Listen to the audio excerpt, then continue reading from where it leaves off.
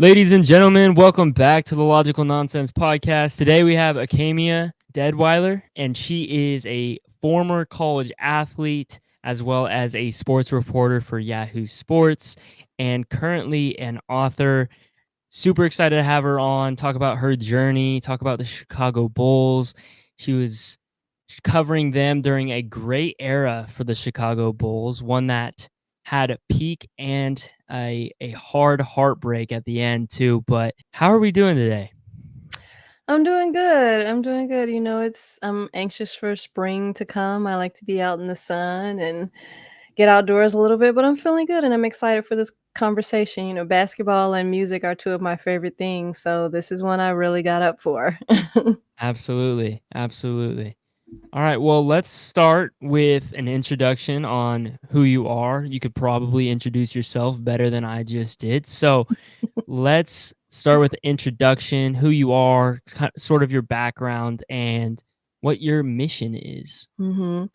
Well, yeah, like I said, I'm Acamea. I am an author. I just released a memoir titled Daddy's Little Stranger, where I actually talk about, my affinity for the Chicago Bulls, and also there's some music stuff mixed in there. So It's if awesome. those two things interest you, there's something in there for you. I got my writing career started by covering the Chicago Bulls for Yahoo Sports. I wasn't a beat reporter where I like recapped games or anything like that. I actually wrote stories about the players and the games and created narratives, which is where I shine. That's, what I'm most passionate about when it comes to writing. And from Most there, I definitely. yeah, and from there I branched out into just talking about other topics and covering events around town, and I got into writing books. I mostly write about, the human experience, memoirs, essays, things along that line. And yeah, I've been featured in Cosmopolitan on the Fox television network, so my writing career has really, been advancing for me, and I'm happy because it's something that I love to do. That's awesome. Super, super excited to have you on. What would you say your mission is? I would say my mission is to reach people through my words, whatever that might be. I would say to inspire you, but you may not need inspiration. Yeah, So it's whatever my words can give you. If they make you feel seen, if they lift you up, if they inspire you, if they motivate you, if they help you think, if they help you grow, whatever you might need, I believe that my mission is to evoke that and to encourage that through my words. very, very well said. Wow, it's almost like you're an author. I love it. All Right. right. How about that? So let's go into a little bit more detail of your career journey, how you became a sports reporter for the Yahoo Sports, even before that when you were an ex-college athlete, and then where you are today. Mhm. Well, I played for 2 NAIA schools, so I can't pretend, I was this big D1 NCAA Yeah, athlete or anything like that, but I did walk on, which was extremely hard. So I started out in definitely. film school. I wanted to work in television and film, so I started at a film school called Columbia Mhm. College in Chicago, Okay. and then the WNBA came along. And I saw a place where I could go because I'd always loved to play basketball. I played in, rec leagues when I was a child. All I have is a brother, so I did whatever he did. We played one on one in the driveway, and I would win. I was pretty good. So when the WNBA came along, I was like, I want to go to the WNBA. I'm gonna try and go play basketball at college because I'd always played, street ball unorganized, Definitely. but never organized, and that was a big awakening for me because organized basketball is very different from, street ball. Oh, definitely, definitely. So Yeah, so I left so my had you field. never played, like, organized basketball before getting to college? No, not since I That's played in crazy. junior high in when I was a kid, so, like, in 6th grade, I Okay. played for a rec league, but, I mean, does that really count when you're in 6th grade? Yeah, that's crazy. Yeah, but not as a teenager, not as I got older, I didn't play organized at all. It was all just driveway pickup games, games in the park, and things like that. So, yeah, I'm sure you can imagine, like, that was a whole new world going and playing, organized, where there are rules and there are plays and drills and things like that. So I left my film school and went to a school called Purdue Calumet, which is in Northwest Indiana. It's like a satellite school of the larger Purdue. And I went and I wanted to walk on, but I didn't make it through conditioning. We had to run a mile in 8 minutes, and I couldn't do it.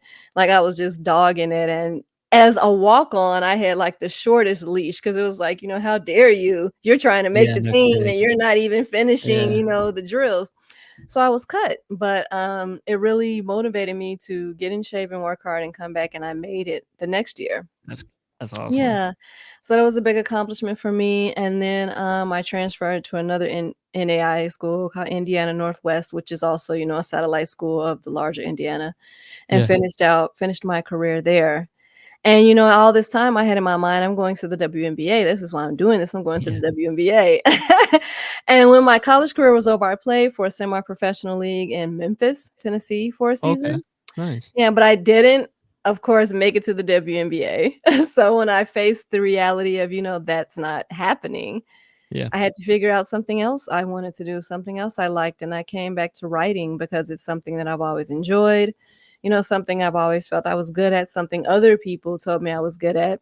And I started writing for a local site called The Examiner covering Chicago sports.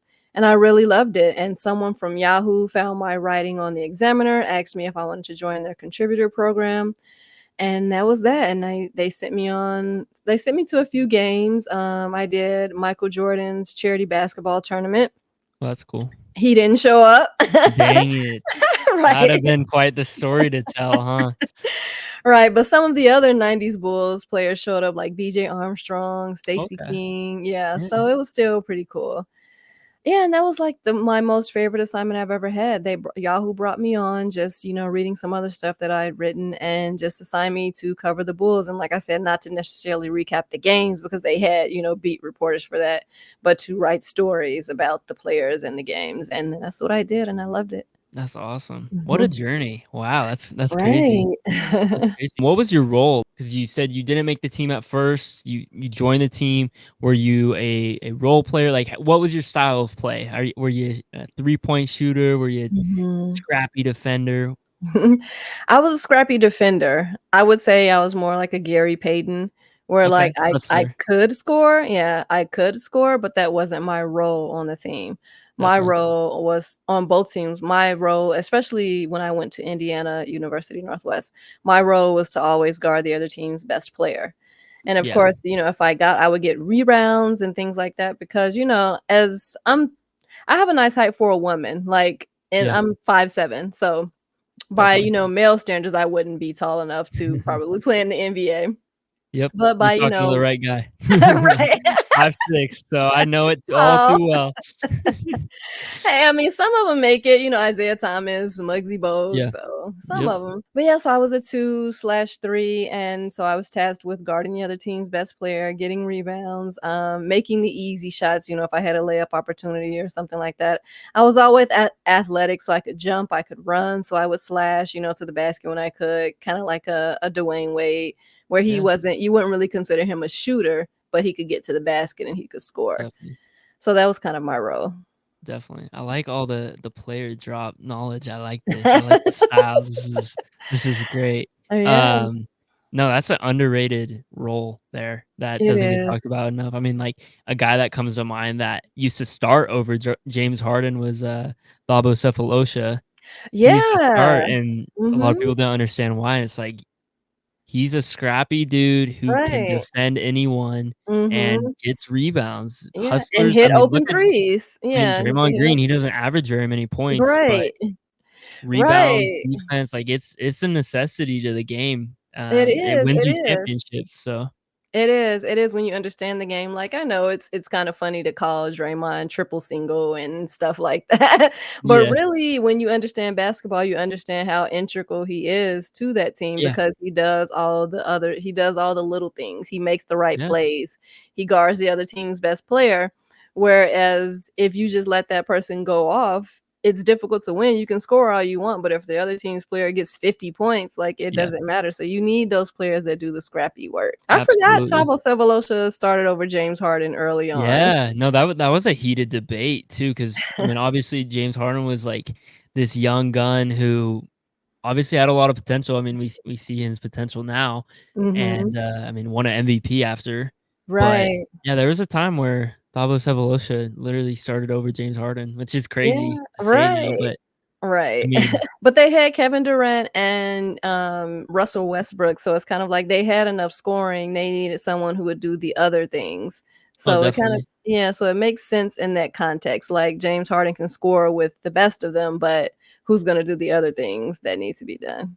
Most definitely. Yeah. Definitely. To some of your contributor work with Yahoo Sports, I know you mentioned you covered, I don't know if you've mentioned it, yes, in this podcast, but you told me you covered guys like Derrick Rose, Joakim Mhm. Noah, Luol Deng. What was it like being able to cover a team like that with such young star talent, such angst and potential for this team? What was that like? Mhm. It was amazing because, growing up as a growing up as a 90s Bulls fan when they had, Michael Jordan, Scottie Pippen, and that incredible run that they had. It's like once that team was broken up, the Bulls were bad, like, for a really Yeah. long time. Like, we had flashes of, okay, we might be okay, like, when we got, Ben Gordon and Eddie Curry, and we were like, Yeah. "Okay, these are good players," but they still weren't good as a team. Definitely. So when we got Derrick Rose, and this was when, like, Rip Hamilton was there. I don't know if you remember when he Okay. came from the Yeah. Pistons. Yeah, Yeah. Rip Hamilton was there, and The we were mask. like, yeah, we were like, "Okay, we're good again," and it was exciting, and I love Joakim Noah. So it was just fun for the Bulls to be good again, and they all each had such, interesting storylines. Rip was kind of on the other side of his career. He could still shoot. He was still, deadly from mid-range, but he was kind of on coming down his career, and Yeah. Rose was, up on the upward trajectory. Yeah. And so Joakim Noah was just a hustler, the hardest working player in the court. You couldn't help but love him. So they were so different, and they each had their own, like, personal storylines and things that I could tap into to write about. That I loved it. That was probably my favorite assignment, my most favorite assignment I've ever had. Absolutely. Have you read Derrick Rose's biography? If you haven't, no worries. But Mhm. I have not. I didn't even know he had a biography. Have you read yeah, it? he released one. I don't know when, but he released an autobiography on himself, and it's pretty interesting hearing his perspective because he's a very humble guy. He's Mhm. very Yes. he talks about when he wins the MVP, like he was always confident, he said, but he never really thought of himself as like that guy, like Mm. that kind of star guy. So it's interesting. Mhm. Covering him, did you see some of that? Absolutely. I mean, he's very grounded, like you said. He's very humble. And early on, he was young, so he did some things that young players do, but he's always been very quiet, even on the court. Yeah. He played, he kind of just went about his business, but he wasn't the guy, getting in people's faces and yelling at the refs. He just went out there and played. That's why I said that that team was so full of different personalities. It was just so interesting to cover them. But I did encounter that. Like, I was tasked with, watching all the games, and I went to a couple, and he was always the one that, did his job. If you had some questions for him, he answered the questions, and he was done. He's very, very low frills, very, reserved. And I think we see that now, maybe even more so. I think he's even more humble and grounded now. Like, you never hear his name in any kind of, like, ridiculous controversies on the court. He seems to be Yeah, the same person he was when he came into the league, and it's really beautiful to see that, that he didn't change much over time. definitely. And so when you were covering this team, Tom Thibodeau, was he the coach, He Tibbs? was the coach. He was the coach. How was Tibbs? Because he's a very intense guy from what I understand, and very, you know, defense heavy, very high pace, that kind of thing. How was covering Tibbs? Mhm. He is intense. He is intense, but he's a basketball junkie. So Oh, he's not, definitely. yeah, so he's not the coach that's gonna get up there and, like, talk about any random things or go after reporters or bring in external situations or take anything personally, because the conversations are very much focused on basketball. He can recite stats. He remembers plays, he knows exactly what happened, but he's very basketball oriented, and I think that's well documented of, his obsession with the game. But it's very interesting. Like, he's a brilliant basketball mind, and he kept his conversations and his remarks to that, and it was cool to see. We love Tibbs. Yeah, I mean, he's still coaching. He I mean, I think is. he's most recently with the Knicks, if I'm not mistaken. Mhm. So, Yeah, he I has the mean, Knicks looking good. exactly, the Knicks are finally looking like a playoff team, and year Mhm. after year are competing in the playoffs. So, Yeah, and that's exactly what he did for the Bulls. Like, the Bulls were the Bulls were the best team in the league for a long time, and then they were bad for a long time, and Tibbs kind of came in and turned it around. And that's what he's done for the Knicks because the Knicks have had, ebbs and flows, but for the most part, they've kind of been at the bottom of the standings for Definitely. years. And he's kind of come in and turned that around. Definitely, and they've had guys, obviously. I mean, like Melo, and Yeah, even Amari before that, Stoudemire. yeah, Maury Stoudemire, and I mean Stephon Marbury for a bit. Yeah.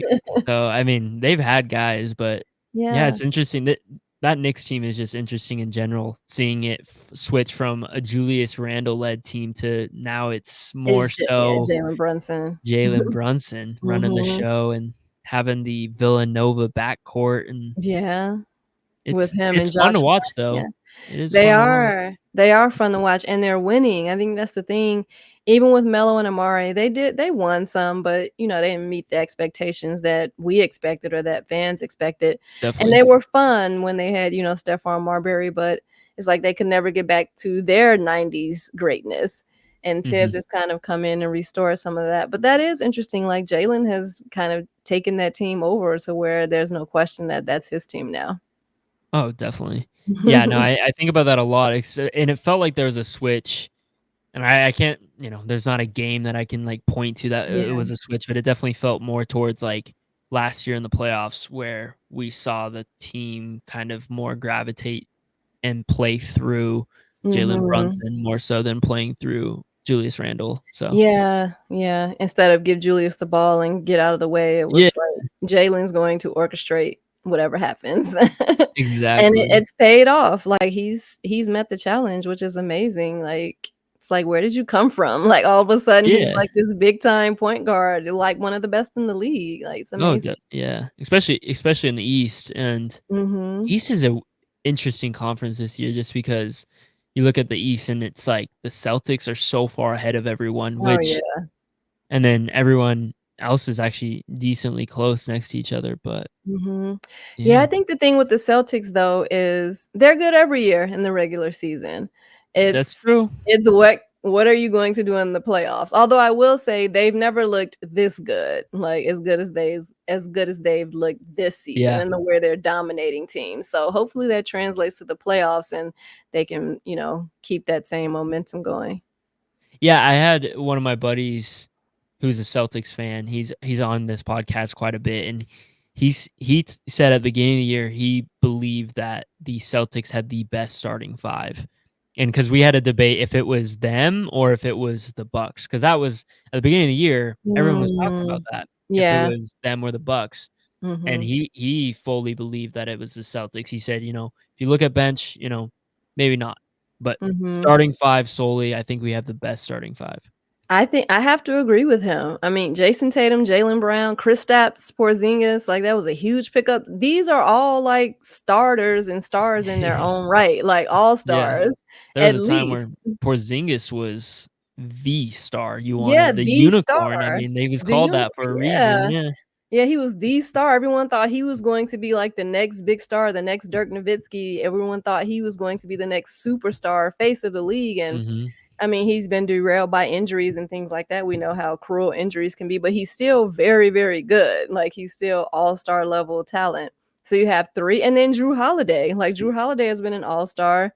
Yeah. Yeah, that Milwaukee trade, I don't know if how that's turning out. We'll see, but I have to Yeah, agree with him. They may be the best starting 5 in the league. that Milwaukee trade's a whole 'nother story, which I've gone into as well, but, yeah. Yeah, yeah.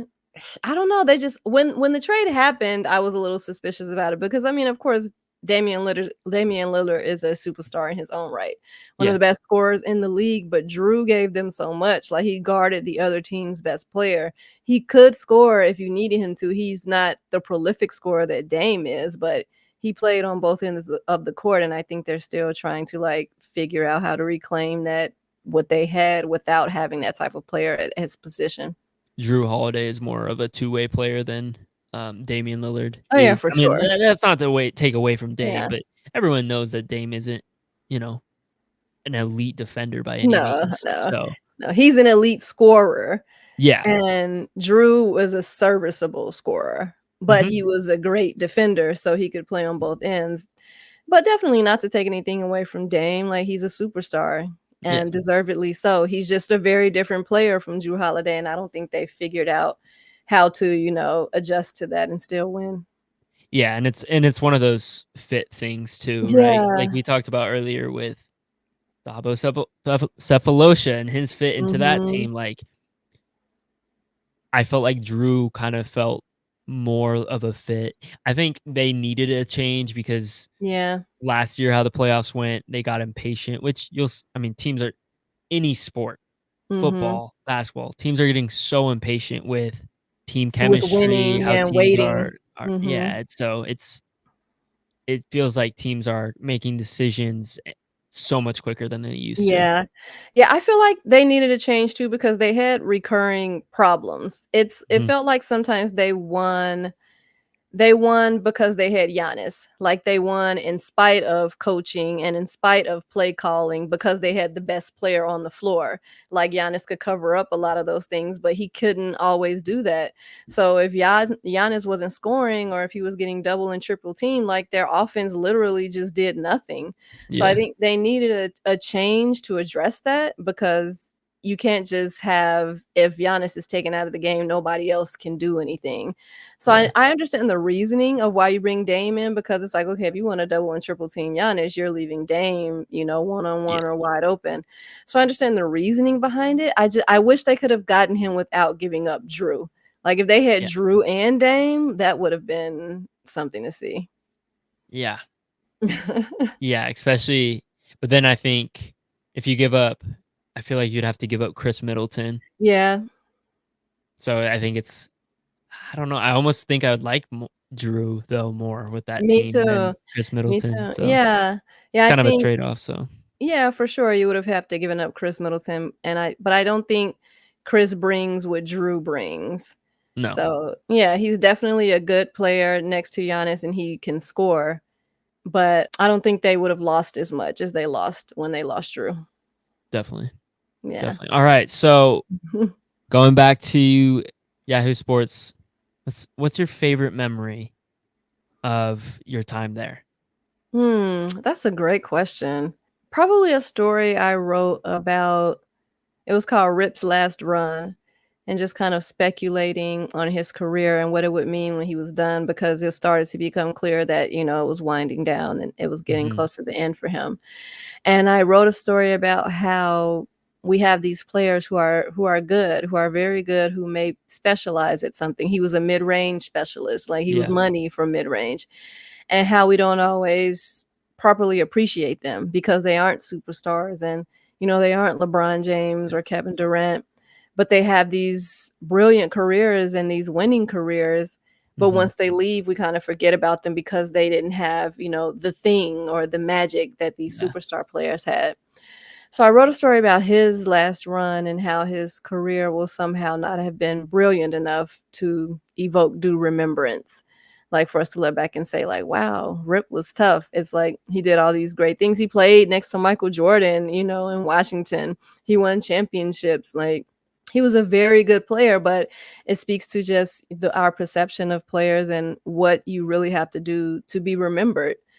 So that was probably my favorite part, like watching what I think might have been his last season with the Chicago Bulls and just getting to reflect on his career a little bit. that's cool, especially when you can and I'm sure that you worked on that piece a lot, and Mhm. because that's not an easy piece to talk about somebody's Yeah, last season and the end of their yeah, career. I mean, that sounds yeah. very, for lack of a better term, like, emotionally charged. I mean, that's not Yeah, yeah. yeah, it was because I had to go back, look at his Piston days and what he did with the Pistons and things like that, and it was emotionally charged because I'm looking at this player who, like I said, is very good, but will somehow not ever get the credit or the acknowledgement He doesn't. that his play might have warranted. And just thinking about an athlete and that athlete thinking about, like, my career is winding down, or is this my last year? Like, even on a small scale, when I play, like, I know how, like, devastating it was to come to the realization, like, "Okay, this is it. It's Yeah. time for me to hang 'em up and go, go start adulting, move out of my Yeah. parents' house and, start building an adult life." Like, it was hard Yeah. for me, so I can imagine when you're playing at that level in front of that many people, getting to do something that you love and starting to realize, like, Yeah. my time might be winding down. I mean, anybody who can beat Shaq and Kobe should be getting more recognition Right? than what he gets, right? Right, absolutely. When they So didn't have a Shaq or a Kobe, like, they never had, like, no, that superstar. no, and the Pistons were just like that. I mean, you look at even, like, their late '80s, early '90s teams. Those teams Mhm. were just fueled off of defense, hustle, and just Right, grit. I mean, my right, goodness, right, like, but "We're gonna work harder than you, we're going to play smarter than you." outpace you. Yeah, Yeah, and that's how we're gonna win, and they did it. absolutely. So, when you were covering these players, were you ever able to, like, actually talk to them and meet them and that kind of thing? Or was it kind of like Mhm. more of a following the team closely, but also not like actually getting direct interaction with the player? Mhm. I don't know if that It makes was sense. Yeah, it makes sense. It was more just following the team closely. Actually interviewing the players and things like that was reserved for beat reporters. So the Got person it. who does do the game recaps. I was more of like the storyteller, the narrative developer. So I'll watch the games. Sometimes I would listen in on the press conferences and things like that, but I wasn't the one actually like asking questions of the players. I did it in some other capacities. Like I went to interview, do you remember Jabari Parker? Oh, absolutely. Yeah. Yeah. I interviewed him before he made it to the NBA. He was a top prospect, of course, but it Yeah. was his last year of high school, and his father had a basketball camp in Chicago, so I went to talk to him just about how he felt about being possibly the number 1 pick in the NBA. Mhm. He was a sweet kid. I know his career didn't pan out how we all thought it would, but so, yeah, things like that, and at the Michael Jordan's charity basketball tournament, I got to talk to a few people like Stacey King and it's BJ Armstrong was there and players like that. So if it was something like a side event, I would get to talk to the players, but at the actual Bulls games or covering the Bulls, like that was reserved for the beat reporter. Okay. The reason I asked, I was just trying to understand your role Yeah. more a little bit because, I do know some people get like, exclusive interviews and that kind of Mhm. thing, and but I understand it now. So, Mhm. it would have been That's the dream. interesting. Yeah. It would have been interesting for your stories, like, Mhm. in this era with, like, all social media and that kind of thing, like, Oh, yeah. because a lot Yeah. of times nowadays, like, that kinda stuff, like, they don't always respond to it, but a lot of that stuff comes back to them and, like, reads it, and I'm not saying, like, they didn't read your Yeah. stuff, but, like, they even had more exposure or more chance to see it nowadays. Yeah, for sure. I mean, in this era, it would have been much huger. Like back then, Twitter was gaining traction. So Yeah, I did connect with a lot of writers and players and things on Twitter. Yeah, and I would sometimes get like a heart from one of the players I wrote something about on the that's tweet or awesome. Yeah, retweet. Yeah, and I connected with a lot of other sports fans and writers through Twitter. But I don't know if Instagram was even here yet, or if it was in its infancy stages. yeah, It wasn't what it is now. But yeah, it would be definitely. really interesting now when the players are so active on social media and literally can and will read the things that you write about them. That did happen with me with I also covered the Chicago Sky for Yahoo. Oh, nice. Yeah, Yeah, the WNBA team. So in that role, I was both the storyteller and the beat reporter. I would go to the games and talk to the players after the games and go into the locker room. So I did get to interact a lot with, the WNBA players. It's when like Sylvia Fowles was there and Cappie Pondexter. So it was a good era for them too. Like that was a good time for Chicago sports. definitely. Mhm. Quick segue. I don't have Sure. this on our agenda, but I am curious as an ex college athlete in women's basketball, how exciting is it to see all these exciting women to watch in basketball right now? You Mhm. got Caitlin Clark, you have Angel Reese, you have I'm blanking on her name. She just lost to oh gosh, she's I think Iowa State. I can't think of her Um, name. Crooks maybe? oh, I can't think of her name, but she's a beast. And Mhm. then, Haley Van Lith, and there's so many names in basketball that people are paying attention to, and Yeah. the marketing behind college women's sports is better than I've ever seen it Mhm. for college basketball. People are getting more interested in women, WNBA. How exciting is that? It's amazing. It's amazing. It's very exciting to watch the game grow. Yeah, Caitlin has been Oh amazing my for the sport, gosh. right? Yeah, She has people crazy. tuning in that have never watched the game before. She's creating social media controversies like that never used to happen with the women's game. But yeah, she's amazing. She's someone like I would love to see play live. Juju Watkins for USC. Yes, I knew I was missing somebody in there, yes. Yeah, yeah, she's amazing. But yeah, I'm really excited for it and excited for the game to grow. I think Caitlin, especially, she's entering the draft this year. Like she can Mhm. change the entire trajectory of the league just because of the type of player she is. We've never seen, a woman who can shoot the way she can shoot. Yeah, And I'm it's thinking back because ridiculous. I followed the WNBA since its inception, and I'm thinking back, I don't wanna offend anyone, like, we've had some great shooters, but we've never seen anyone who can shoot the way Caitlyn can shoot. She's like a Steph Curry, we've never seen anyone shoot the way Steph can shoot, and she's right there on that level. Maybe Sabrina Ionescu Yep, is I was the just about to bring closest. her up, yeah. Yeah. But I'm excited. It is being marketed better than ever. I live in Las Vegas, so we have the Aces here, and Oh, awesome. they're the most well-marketed women's basketball team I've ever seen, the most well-marketed WNBA team I've ever seen, and I followed a lot of them. When you go to them, their games are sold out. It's loud, it's professional. They're treated like the professionals that they are. It's very well done. There's DJs and like it's Yeah, similar to the NBA experience as it should be. So I'm happy to see things like that happening, and I know they're also the Aces players are also they're starting to get pay raises, and our Aces players are all over TV and billboards, and awesome. so they're Yeah, getting all this marketing exposure. So I'm really happy to see it grow because they work hard and they're elite level athletes. Of course, the game is different, but they're elite level athletes and deserve to be treated and compensated as such. definitely. No, I heard somebody, and I can't remember who said this quote, but they said, if you don't enjoy watching women's basketball, you are not a basketball fan, you are You're a not. men's basketball fan. If you are a true Right. basketball fan, then you will watch basketball no matter who's playing Who's it. playing? You'll watch a youth game. You'll watch an Yep, AAU game. So, absolutely, yeah, if you don't like women's basketball, you just don't like basketball. Like you said, you like men's basketball because the game is beautiful at every level if you definitely. really enjoy the game. And like, a big argument is, oh, well, they don't dunk. When you think about it, how many dunks happen in an NBA game? It's Yeah. probably less than a handful. Like that argument is like they're just running up and down the court dunking every single time. That's Again, you're not not how it into goes. basketball. You're not into Yeah. basketball. Dunking is a very, very small part of Yeah, a basketball. small part of the game, so that can't be a reason. Like it's not happening as much as we like to make it out to be. You may have a few dunks in a game, like it's Yeah, not it's every possession. flashy, but it's not Right. it's not Mhm. like fundamental of basketball. Yeah. Right, Yeah. it's not like street ball or like the N1 mixtape tour or anything like Yeah. that. Yeah. Or anything like Yeah. that. It's And one basketball. mixtapes were great. I love Oh, those. yeah, those were awesome, those were awesome. So, yeah, it might be a little flashier and things like that, but it's not just constant dunking.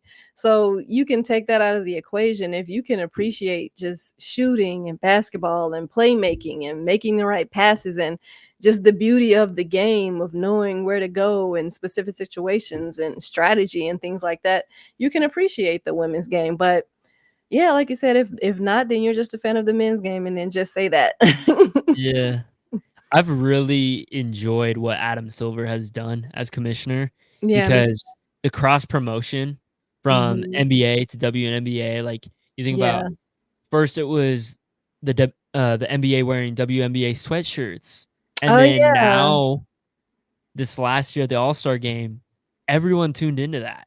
Yeah, yeah. And that's an event that people have started to tune out of. People turn on that Steph versus Sabrina, and Sabrina Yeah, balled that was, like, out. the highlight of the weekend. Sabrina balled out. She made 26 threes. I was Yeah, like, "Holy yeah. crap." No Like, one my but Steph goodness. would have beaten her. Like No, oh my gosh. It's Yeah. nuts. I mean, I think it shows appreciation for the game, and shot from the men's line too, and people are like, "Oh, it's a Mhm. different ball." It's like, why would she use a different ball? Right. That makes no Shoot with the ball sense. that you shoot with, like, that Yeah. doesn't make any sense. She already stepped back behind the men's line, so she made it equal in that regard, like, stop it. Like, are you Well, gonna and ask that's Steph a to shoot lose-lose with the medicine situation ball? Yeah. regardless.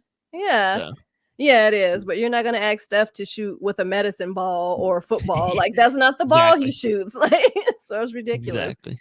But yeah, I love what Exactly. Adam Silver has done as well, incorporating the women's game and getting them some exposure.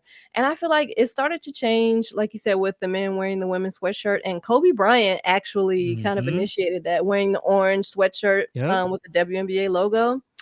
And that was actually kind of the catalyst. Like I was saying, I just released a book titled Daddy's Little Stranger. And that was the catalyst for the book, was Kobe Bryant and his support of the women's game and the whole hashtag girl dad thing that took off after he was, killed in the helicopter crash along with Gigi.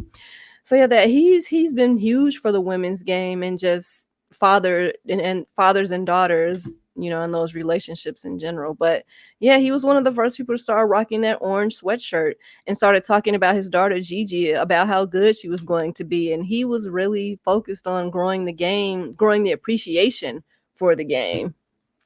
That's a really good point. Yeah. Honestly, I've never really thought of it that way, but I Yeah. mean, it's true. It's Mhm. really true, and especially looking back on everything he did, especially sitting courtside, you'd always see him with his daughters, and Yeah.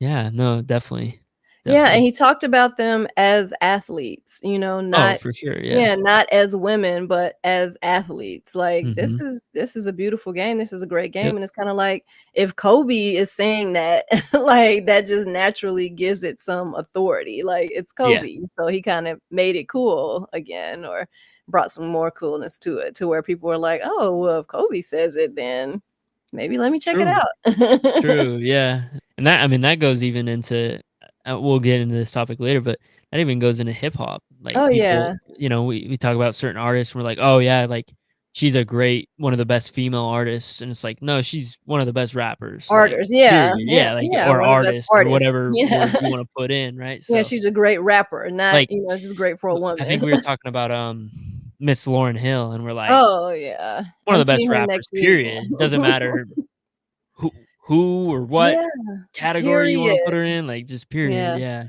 period, she can hold her own. That song she did with Nas uh, on King's Disease, like, she held her own next to Nas, like, she killed that track, and she wasn't yeah, overshadowed at all. But yeah, you can put her up against anyone, and she'll be able to hold her own. definitely. Even more modern day, like Nicki Minaj, like, Mhm. Yeah, Nikki can actually flow, like, I know we get lost in, a lot of people get lost in, like, how animated she is and things like that, and you think she's gimmicky, but if you actually, like, listen to her, like, Nikki can flow. yeah, I mean, she out raps guys like, Kanye West and Right. on a monster, so, I mean, Oh, yeah. Yeah, she was Jesus. the star, she was the highlight of that Yeah, track. best part of the song, best part of Right, the song, so. right, so you gotta give it to her. You gotta give it to her. Alright, going back, kind of more of a heartbroken Mm. fans with the DROSE, the injury. Describe that experience as a Bulls fan, as well as a reporter. Yeah. Yeah, that was tough because, like I said, we waited so long to be good again, and then we finally were. And then Derrick Rose has this career-changing injury. Yeah, Like, he was never the same after that. And even when he left, it was kinda like we knew, like, okay, this is a lost season without Derrick Rose, and he has this serious injury. And even more than that, like, you could tell how much he loved to play and how passionate he was to play. And because he was such, like, a humble, modest guy, you consider him, like, this is one of the good guys, and you hate to see it happen yeah, to anyone, but especially someone you consider to be, one of the good guys in the sport. Like, he just most shows definitely. up and plays basketball because he loves it. Yeah, So it was tough.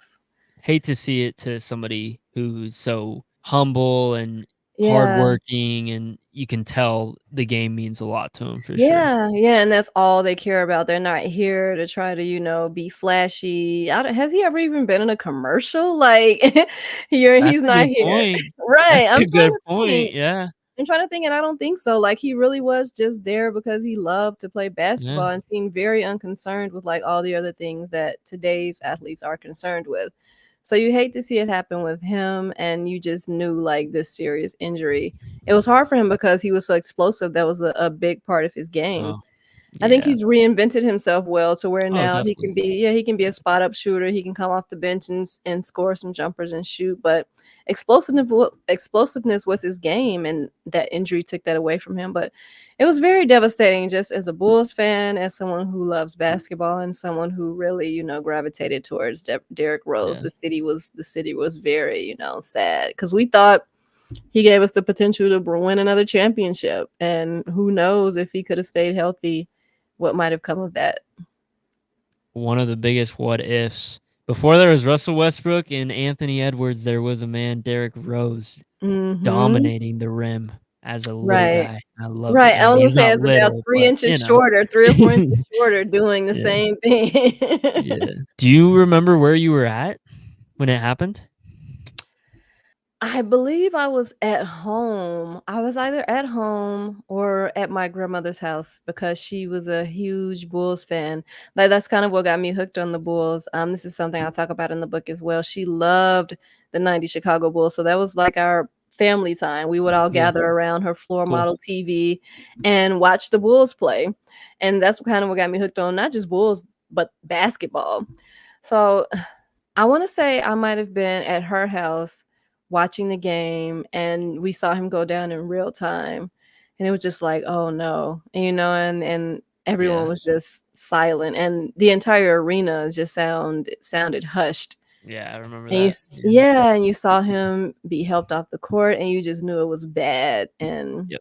yeah, and I wanna say they lost that game if I can remember correctly because Yeah. it was like all the energy was just sucked out of everyone, like his Momentum was gone. teammates, Yeah. yeah.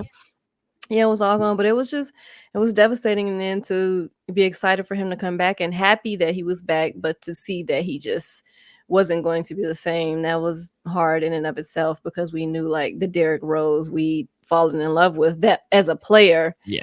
we probably weren't going to see him again. Yeah, it's tough. It's Yeah. tough. I remember that was like one of the first major injuries that I had ever seen on TV. I was still pretty young. Mhm. Mm, yeah, but yeah, it's Yeah. crazy. Remember where I Yeah. was at, that's for sure. So Where were you? I was actually I know I mentioned to you golf earlier. I was actually at a golf Mhm. course and we were at dinner and they had this huge TV of it because it was playoffs, it was a big game. And Mhm. I remember seeing him go down. I was like, no way. Like, Yeah. just no way. Yeah. Yeah. Hated had to be him. So, Yeah. yeah. All Yeah. right. What's your thoughts on the current Chicago Bulls team? You guys are in the in-season playoff Are as of we? today. I know the Currently, numbers I say think we you're are. yeah, you're in ninth right now, so you do have a chance to actually get into the playoffs through the play-in tournament. There's I think 10 games left. Yeah, what do you think of the current Chicago Bulls team? I feel like the current team should be better than it is. Like, there is some talent on that team. Yeah. DeMar DeRozan, Nikola has to be considered one of the top centers in the league. Mhm. Kobe White's been playing Yeah, lights out this year too. he's been playing amazing. I They think had Zach losing LaVine, but Yeah, Zach LaVine, yeah, that hurts, Zach LaVine being out. I think he's coming back this season though, isn't he? He's supposed to?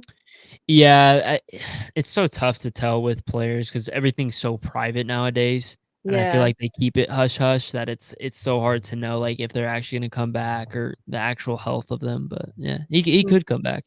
Yeah, so that'll be a help. I think they really miss Lonzo though. Like, Lonzo was just Yeah. starting to kind of figure it out. Blossom, yeah. Yeah, and coming into his own, and he orchestrated everyone else. He's a point guard. He's a traditional point guard where like scoring Mhm. isn't his first I like mentality. his game.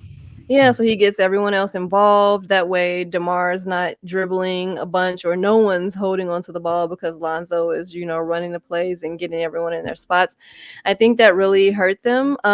I mean, it would be fun if they could make it into the playing game just to see what they can do, but I have a hard time seeing them actually going anywhere because they just, for whatever reason, they just don't look good. Like, I think they've Yeah. had the pieces to be good, that like they should definitely be better than they are, but something just isn't working. Something, I don't know if I think it might be chemistry wise, Yeah. or is it scheme? Is it strategy? Something just isn't working because with the talent that they've had, they should be better than they've been. Would you like to see them rebuild? I mean, they have some older guys on this team, especially guys like DeRozan, and Vucevic is getting older now, and the same with Yeah.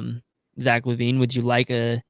a wipe, or what do you think? I can't go through another rebuild.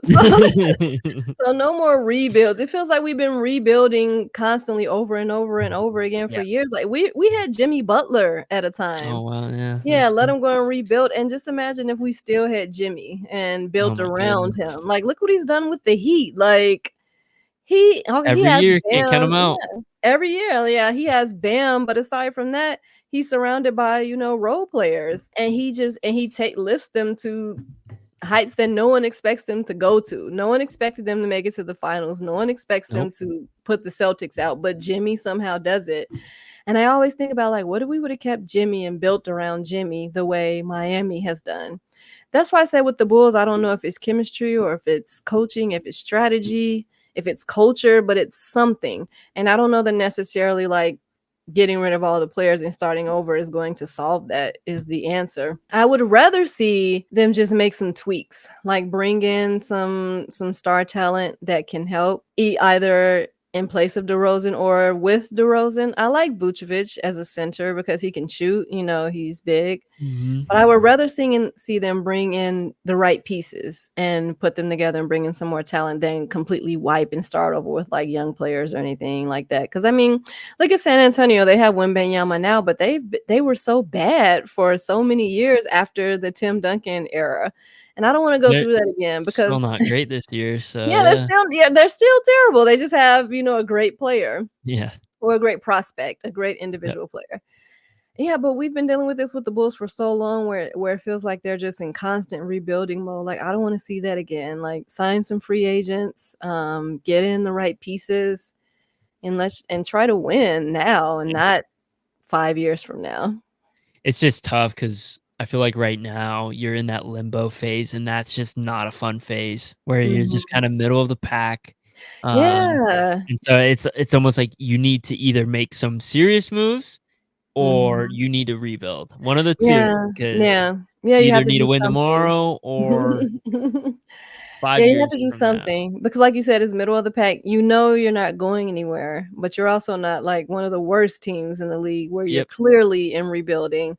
It's terrible So, because you're yeah. not getting the draft picks you need to get better, Yeah, to but rebuild. and you're not good enough to To actually compete for win, a yeah. title, yeah, so what are you doing Yes, here? yeah, yeah, so you're, like, in this holding pattern. Like you said, you're not Yeah. bad enough to get the draft picks to get, like, the top players, and you're not good enough to win with the players Yeah. that you have. So it's a very interesting spot, but I think they have pieces, and if Lonzo comes back healthy, that would be a big help. I think they have pieces to be able to bring in some star talent and actually try to win now. Definitely, definitely.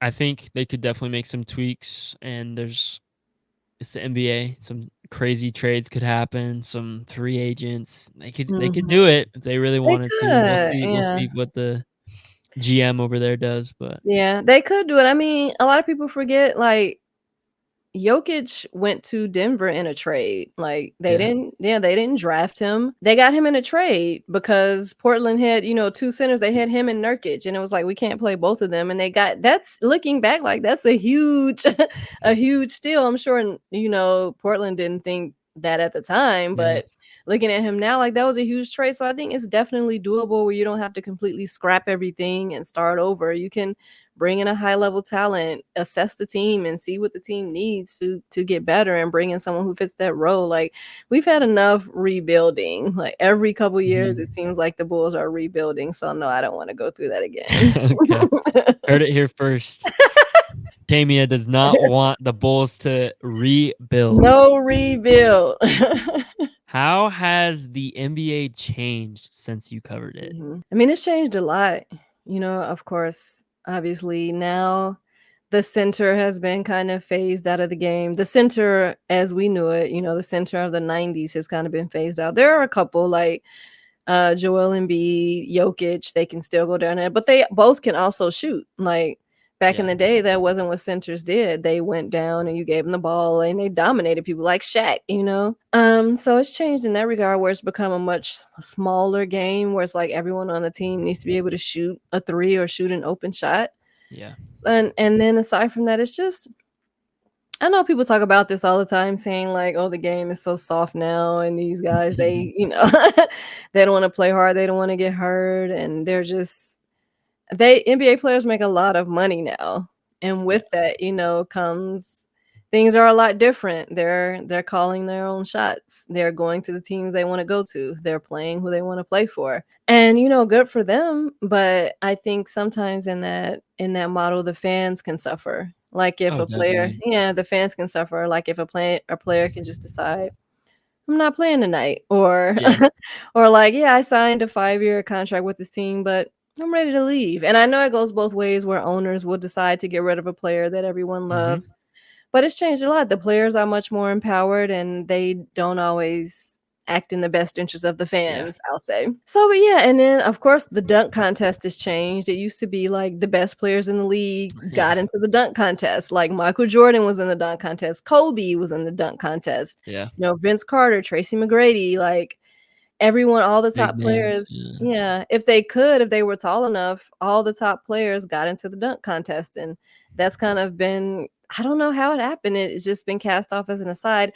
I heard Stephen A. Smith say something about he blames LeBron for the I death of saw the dunk that. contest. What do you I didn't mind the take actually, like, I the didn't way he either. explained it, I was like, "I see where Yeah. he's going with this," but I actually see it too because he was like the first big name player that everyone expected to get into the dunk contest to kind of dismiss it. And it's Mhm. like other players just fell in line after that. It's like when you have a player who's a player that other players look up to and Mhm. they dismiss this as some insignificant thing, whether it's consciously or not, the other top players naturally think, "Oh, it's not a big deal." Like if LeBron would have gotten into the dunk contest, I'm Oh, sure yeah. we wouldn't have this problem that we have today. Imagine a But d LeBron dunk contest. I think as fans, we were kind of like what's the word for it? We were, robbed of that. We were we were, robbed of a LeBron dunk contest. That would have been we were. nuts. We could have been talking about those highlights for years to come. Right, right, and he would have won it. Like, I know people say, Oh, "Oh, they're yeah. afraid to lose and things." I don't think that's it at all. I don't think it's about No. being afraid to lose. I think it's about looking at it as kind of like beneath them, like Yeah. the dunk I agree. contest, you know?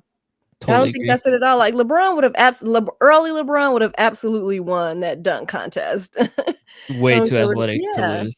Right, Yeah. I don't care what anyone else did, he would have won that dunk contest, but he was, like, the first big name player, the first big name dunker that everyone expected to get into the contest that didn't, and it was like a domino effect after that. Now no big name Yeah. athletic players want to do it. Yeah. Absolutely. It's interesting too that you talk about the big men because you look at even college prospects and, like, guys like Zach Edey, who, I don't know, 10 years ago would have been number 1 draft pick probably, and now we don't know if he's gonna get drafted in the first round or if he's Yeah, gonna get drafted at all. Like a guy like Drew Timme mhm, dominated college basketball, didn't even get mhm. drafted. It's nuts. Yeah, it's brutal, like, that's one sport where college success doesn't always translate to Yeah, NBA success or professional success. You could dominate college basketball and be on the bench in the NBA or, like you said, not even get drafted. Like, in fairness, I don't keep up with NCAA basketball yeah, until it gets down to, like, the Final 4 yeah, teams, because yeah, there's just so many teams. I yeah, wait until it gets, like, down to the last maybe Elite 8 I'll start watching. yeah, But yeah, like, Adam Morrison, who was, like, a big star at Gonzaga, he's an example, came into the NBA, and I think he had a decent career, but, he wasn't at all the nothing. superstar, Yeah, that he was in college. There have been a few players, especially small shooters, like, I can't think of his name, but he was a shooter. He played for Sacramento. oh, Jimmer Jimmer Jimmer Fredette? Fredette. Yeah, Yeah. yeah, He's Jimmy on said he's a that. It's actually crazy you say that because he's actually on our 3-on-3 Olympic team. What? Okay, that'll be Yeah, he made awesome. the Olympic Yeah, team he'll for the kill 3-on-3. that. He's the oldest guy on the team, but, like, it makes sense. He can still Yeah. shoot. Yeah, he'll So, kill in that. Yeah, because it's 3 on 3, so it's half court. All he has to do, he can shoot with anyone. So that's yeah. perfect for him. I think he'll kill in that role. But he's a perfect example too, like in college, unguardable, like shooting, scoring whenever he wanted to. But then he gets to the NBA and then he couldn't stick. Like I think he was in the G League a couple of times, out of the league. He can still shoot, but it's like he couldn't find his role, or maybe he just didn't get the right fit. Because I think that's part of it too, being on a team that knows what to do with you. Because JJ Redick was similar. He was just a Mhm. great shooter, and he was able to stick around for a long time. He was in the right situations. So maybe Jimmer just didn't get, the right opportunities. But it is interesting how you can. It was that player that was drafted by the Cavs. He actually graduated from UNLV a little while Oh, ago. Anthony Bennett. Yeah, number 1, and he's been out of the league a while now. Like, how Yeah, long he was he hasn't even there? he's considered one of the busts that we've had because he Yeah, wasn't even supposed to go number 1, but yeah, but for some crazy. reason, Yeah. they took him. It's the last Yeah, time the Cavs had that sort of intuition, yeah. right, but that's a perfect example. Like, you can dominate in college basketball and be a high draft pick and still, Not bust amount in to the NBA. nothing. Yeah, Yeah, yeah, or just not come anywhere close to, like, the expectations that, people have for you. yeah. How has it stayed the same, the NBA? Mhm. That's a good question. How has it stayed the same?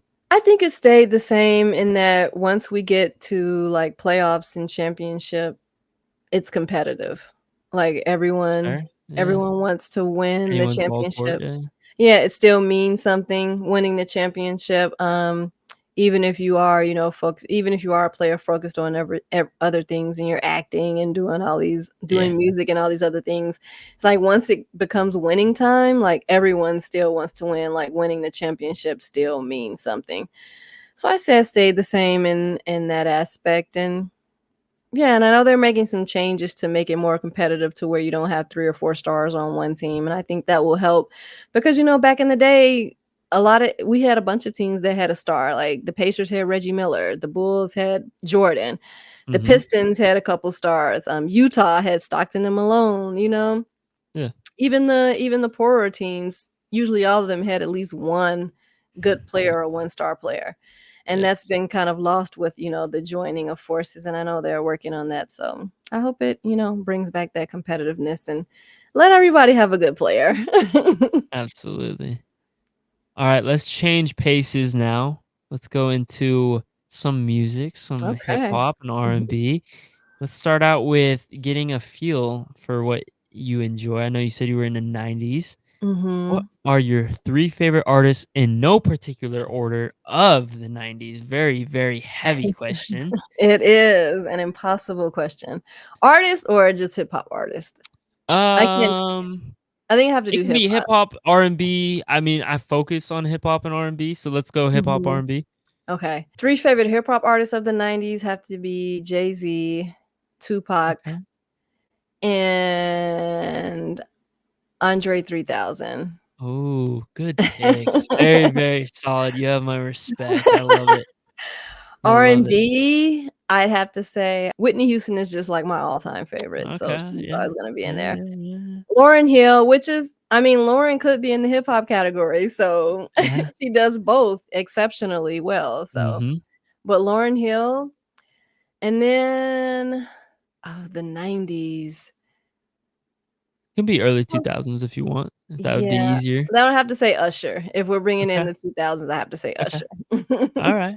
Alright, Yeah. I like it. I like the list. Both lists are very, very solid. What do you think of rest in peace, Tupac, but what do you think of Jay-Z and Andre 3000, some of their newer stuff? Andre's been on a Mhm. lot of features, and then Jay-Z 444, he's still on some features as well. What do you think of their evolution from when they were in their prime to now? Mm. I personally think Jay-Z is just as good as he's ever been. Like, 444 is a Oh, classic album to me. Like I think it's one of his best yeah, it's in one his of his catalog. best. absolutely is one of his best for sure. I know he had some mixed in there where maybe, people felt like he was trying to be too commercial or trying too hard to be on the radio, and that kind of Mhm. watered down his style and his flow. I think But everyone was, to be fair. yeah, yeah, yeah, but aside from yeah, everyone was, even Nas did that, who's, Yeah. hip There hop was le an era for that, and yeah. I would say mid-2000s, even early 2010s, everyone was trying to do that. It's just Let's the get on the style of radio. rap. Yeah. Right. Yeah, let's do some pop, some pop songs and try to get on the radio. But yeah, but like you said, 444, I think, is one of his best albums, and I think he showed that he's still just as good as he ever has been as far as, Mhm, rhyming and his rap skills. So I don't think mhm. he's lost a beat. Andre 3000 is also just as good. When you hear him on features, he's just as good as he's ever been. That's why I'm like, what do you mean you don't have anything to rap about? Like he gets on other people's songs and like Oh tears my them to pieces. So it's like I can't listen to this feature and believe you when you say you don't have anything to rap about anymore because you did it here.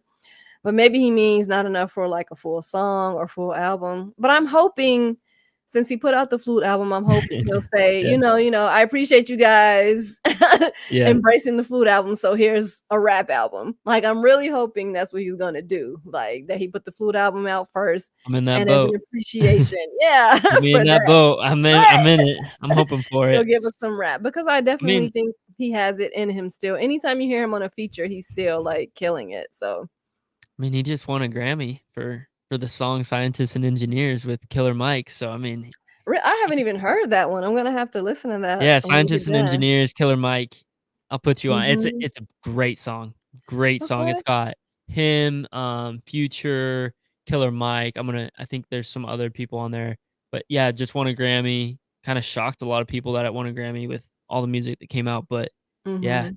it's a solid song, Yeah, very I solid knew song. Killer He Mike delivers. won the Grammy, but I didn't know it was for a song with Andre 3000. So I'm gonna Yeah, have to check that out. he's But got yeah, a cool verse.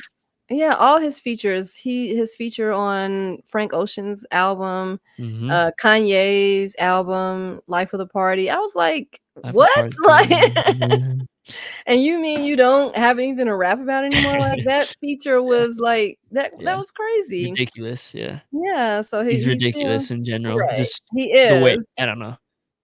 He has so many different styles he can go to, so much in his Mhm. repertoire that not a lot of artists have, and Right, right, ridiculous, yeah. so For sure, for sure. So I'm like, tap into that.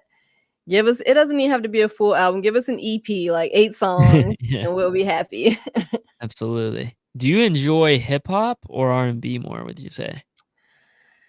I would say now I enjoy R&B more Yeah, just because more today's mellow. yeah, it's more mellow. It's more mellow, as you mature, you just kinda have a different vibe than maybe when, Yeah, you were in high school. yeah, So I say it was R&B more now, and also because I'm not a huge fan of today's hip hop. There are a few yeah. artists that I still like, but I'm not a huge fan of today's hip hop, so I have gravitated more towards R&B now. Definitely, and I think there's something to be said too, like, there's so much noise in today's world too, and I Yeah. think that R&B style, that more mellow style definitely I don't know, after work, you don't always want, the Yeah. hype up, you want kind of someone calm you down a little bit. Right.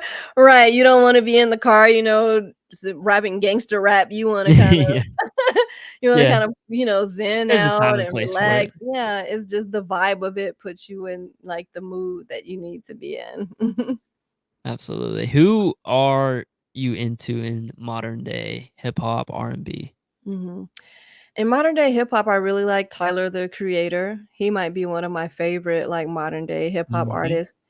And he's another, like, genre bending artist because he doesn't always do hip hop. mhm. Like, on I Igor, he was Yep, Igor is singing. crazy. Yeah. Yeah, and I put singing in quotation marks because you're not gonna confuse him with, like, Usher or anybody like that as far as his singing voice. He knows But he he was can't sing, but he makes right. himself sound good. But he carries a tune, like, it was melodic. Yeah, It was very much closer to R&B than it was to hip hop. yeah. But I love that about him, like, he is very creative and he's genre bending and he just makes good music, and so I really like him as one. I don't even think you would classify him as like a lyricist. Like he's not like an Andre 3000 or a Kendrick Lamar or No. anything like that. He just makes music and he's very good at it. It's just Yeah, so creative to me. Like, yeah. it's Tyler's so fun to listen to because you never know what you're gonna get. Yeah. It's like, what, Exactly. Forrest Gump, you know? Right, But, like, exactly. legitimately, like, every album, like, you know, I was talking to somebody about this who came on about talking about hip hop, and it's like, people are like, "Oh, he can't make a conceptual album, he makes Flower Boy." And then, Mm, "Oh, you know, he whatever," and then he makes a pop album mhm. just for He makes fun, Igor, Igor. right. And then after And it's Igor, "Oh, he amazing. can't rap anymore." Then Yeah, he and then he drops, puts out a hip hop his album, yeah. latest that I'm blanking on, but Call Me shows If that You he Get Lost. yeah, Call Me If You Get Lost, and then Mhm. drops a deluxe version that's Yeah. ridiculous. That is just Yeah. dirty what he did, Yeah, so, yeah, yeah, and yeah. he's rapping on Call Me If Oh, You Get yeah. Lost with DJ He can Drama. rap with anyone. He can Yeah, he yeah, he's can. good. Yeah, He's solid, so, he's just an exceptional talent, he just makes great yeah. music. Yeah, so I And love he's a him. performer too. Oh, yeah. He's fun to watch in person too, so, Yeah, yeah, I've seen him live before. I saw him when he was, the Igor album was out, and he is a performer, he's an entertainer, he had the yeah. wig and the suit and the glasses, Yeah, like, he gets into character, and that's what a performer is supposed to be, that's what an entertainer is supposed to be. I think that separates, like, rappers from artists, is where you yeah, don't have to be as animated or go into, costumes the way Tyler does, but he puts on a show. He doesn't yeah, just come out there and like scream on the mic, like he actually puts on a show. yeah. Mhm. I also think he like I know I said he was creative, but he also has this like aura about him that like I think I really respect. And it's just like he's gonna do what he wants to do. Mhm. Like he Mhm. doesn't care what you think about him. Like, and that's been I mean, I think he's evolved his music, Mhm. especially from the first. I wasn't a huge Tyler fan at first, and now I Yeah, I wasn't love the either. guy. Mhm. Um, but you know, seeing how much he's matured, but Mhm. also at the same time still having that mentality of like, I don't give a fuck. Like, Right. I I know what really I'm doing. don't. Right, this is Yeah, hot. I don't care. Yeah. And I think he's that's cool. right. And he's right. Yeah. Yeah, I wasn't an early Tyler fan either, but he's right. Like these last few albums, they have all been bangers, but vastly different, but still Mhm, bangers. And that's like mhm. the sign of a true like creative genius where you don't have to follow the same formula every time and you can still create like great art. And Tyler does that. So, yeah, he's Most one of my definitely. favorites. I like J. Cole. I see you got the J. Cole, Yeah, picture in the back. yeah. Camera flip gets confusing. Right. Yeah, he's one of my favorites. Of course, I like Kendrick. I like Yep. them both because they're throwbacks to the '90s, like, they're both true to Oh, the yeah. art of hip You hop put them and in the '90s, they're they're gonna succeed just as much, yeah. yeah, they still be, in the conversation, so those are probably my top 3 in hip hop, in modern hip hop. I like it. I like it a lot. And I think you said you also like, Frank Ocean a little bit? Yeah, I like Frank Ocean. So in R&B, I love Frank Ocean, kind of for the same reasons that I like Tyler. You wouldn't call him, this powerful vocalist. He can't sing with Usher either, but he makes good music and he's creative and just his ideas and his arrangements. Mhm. There's not just one way to make good music. Yeah. And Frank Ocean does that. I would classify him more as alternative maybe Mhm. than R&B. Like, he does some Definitely. R&B songs, but I would classify his music as alternative, and I just love it. I also like Daniel Caesar. I don't know if Oh, you yeah. yeah, Daniel listen to him? Caesar slaps, yeah. Yeah. He's good. Yeah, I like Daniel Caesar, and I like Snow Allegra as well. Okay, She's kind okay. of I don't think she's become as mainstream as the other 2 or as well No. known as the other Yeah, 2, but I like her a lot.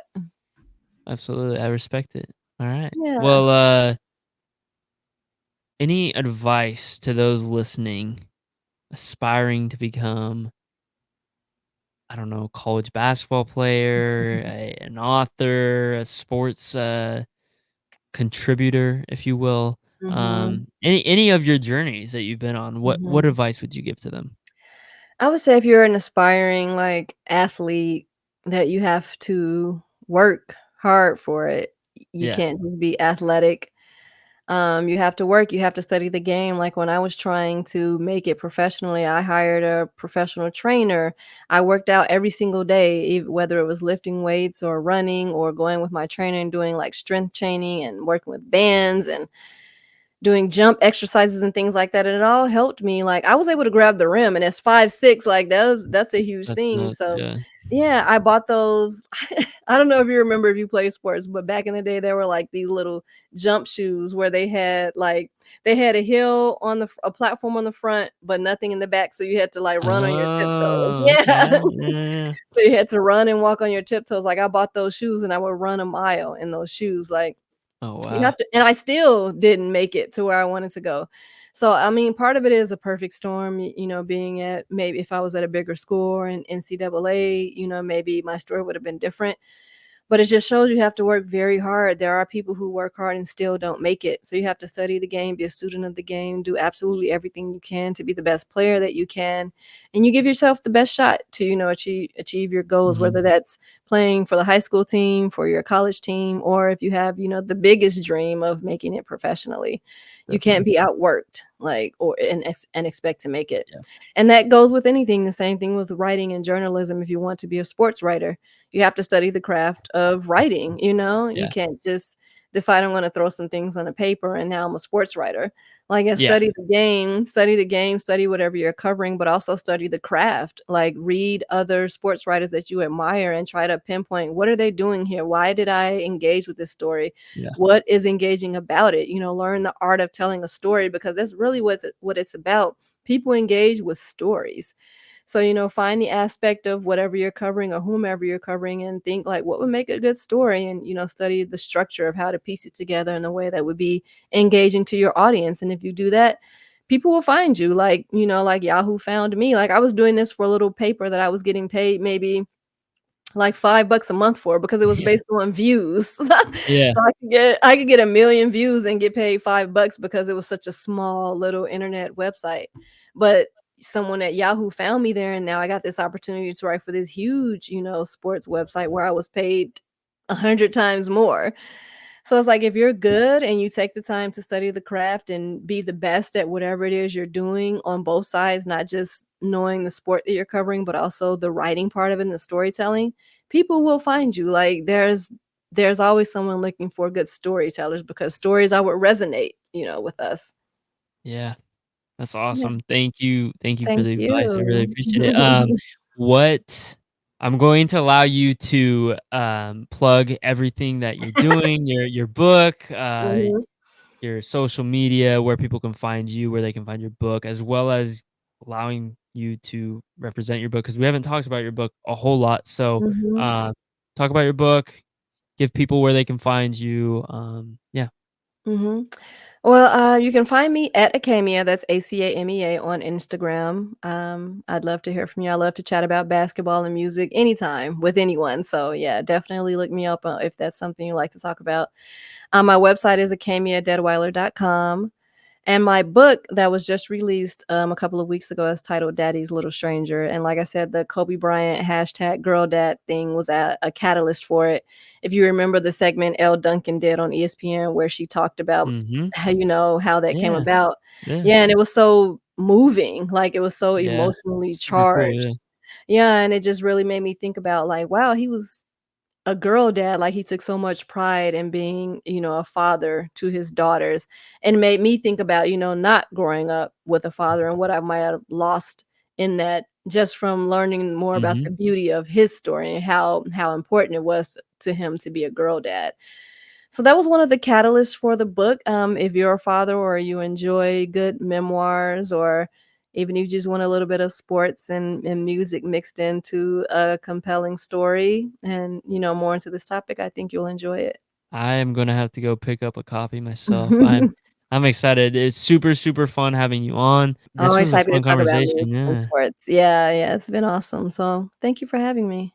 Thank you, Acamea. I All am right. extremely excited to release this to the public. Me too. Good talking to Alright. you.